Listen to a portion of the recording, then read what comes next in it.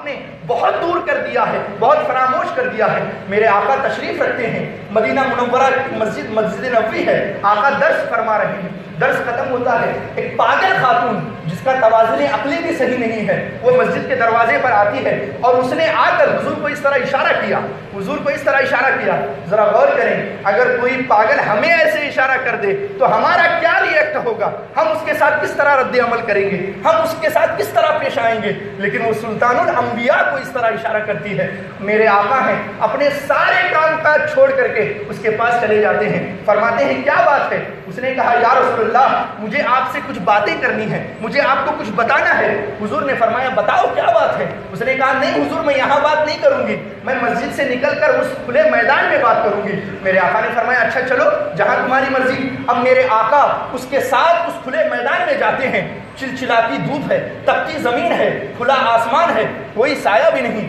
اب میرے آقا اس بے وقوف اور پاگل عورت کی بات سن رہے ہیں۔ ایک آدھا گھنٹہ گزرتا ہے، ایک گھنٹہ گزرتا ہے، 1.5 گھنٹہ گزرتا ہے۔ جب بہت وقت گزرنے لگا حضرت عمر فرماتے ہیں مجھے بڑا غصہ آ رہا تھا کہ یہ پاگل خاتون ہے، اس کی بے تکی باتیں ہیں، جس کے لوگ جسے آتا دیکھ کر اپنا راستہ بھی بدل دیتے ہیں، کوئی اس کی پوری مدینہ میں بات سننے والا نہیں ہوتا، جس کے پاس بیٹھ جاتی ہے اسے پریشان کر دیتی ہے۔ یہ میرے آقا کو اپنی بے تکی باتوں سے پریشان کر رہی ہے، میرے آقا کے جسم کو، نازک جسم کو تکلیف دے رہی ہے۔ جب وہ باتیں کر کے خود تھک گئی اور وہاں سے اٹھ کر جانے لگی تو فوراً حضرت عمر حضور کی خدمت میں حاضر ہوئے، عرض کیا یا رسول اللہ آپ اس طرح کی بے وقوف عورتوں کے ساتھ اپنا وقت نہ بانٹیں، آپ اپنے آپ کو تکلیف میں نہ ڈالیں۔ آپ جانتے ہیں اس عورت کا دماغ صحیح نہیں ہے، اس کا توازن عقل صحیح نہیں ہے، لوگ اسے آتا دیکھ کر مدینہ میں اپنی گلیاں اپنا راستہ بدل لیتے ہیں، کوئی بھی مدینہ میں اس کی بات سننے والا نہیں ہوتا۔ آقا آپ اپنے آپ کو تکلیف میں نہ ڈالیں۔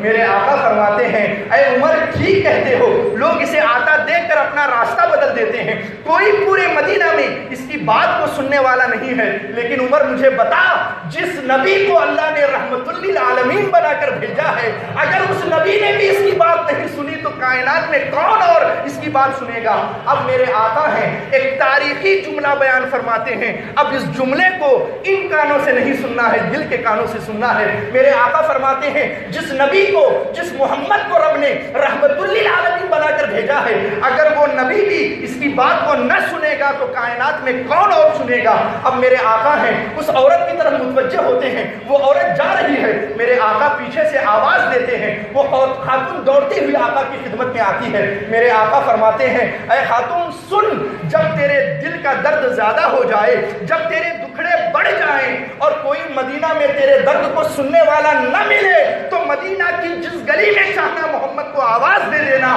کوئی آئے یا نہ آئے محمد آئے گا تیرے درد کو سننے کے لیے۔ یہ ہے میرے آقا کا اخلاق۔ اب ذرا اپنے آپ کو دیکھیں کہ میرے آقا ایک پاگل خاتون کی باتیں سن رہے ہیں، ہم اپنے آپ کو جھانک کر دیکھیں، ہمارے ماں باپ بھی بوڑھے ہیں، آپ ذرا دل میں جھانک کر کے دیکھیں ہم اپنے ماں باپ کے ساتھ کتنا وقت گزارتے ہیں، ہم اپنے ماں باپ کی کتنی باتیں سنتے ہیں، ہم اپنے ماں باپ کے لیے کتنا وقت نکالتے ہیں۔ میرے آقا کا جس سے کوئی رشتہ نہیں تھا، جس کے ساتھ کوئی تعلق نہیں تھا اور جس کا دماغ بھی صحیح نہیں تھا، جس کا توازن عقلی بھی صحیح نہیں تھا، میرے آقا گھنٹوں کھلے دھوپ میں بیٹھ کر اس کی باتیں سن رہے ہیں اور اس کے دکھ درد کو دور کر رہے ہیں اور اس کے دل کو تسلی دے رہے ہیں۔ ہمیں تو یہ نہیں کرنا ہے، ہمیں تو ماں باپ کے بیڈ روم میں بیٹھ کر اے سی اور پنکھا لگا کر ان کی باتیں سننی ہے، ان ماں باپ کی جنہوں نے زندگی بھر ہماری باتیں سنی، جنہوں نے اپنے خون پسینے کو بہا کر ہماری پرورش کی، جنہوں نے ساری اپنی فائدے اور اپنی لذتوں کو ترک کر کے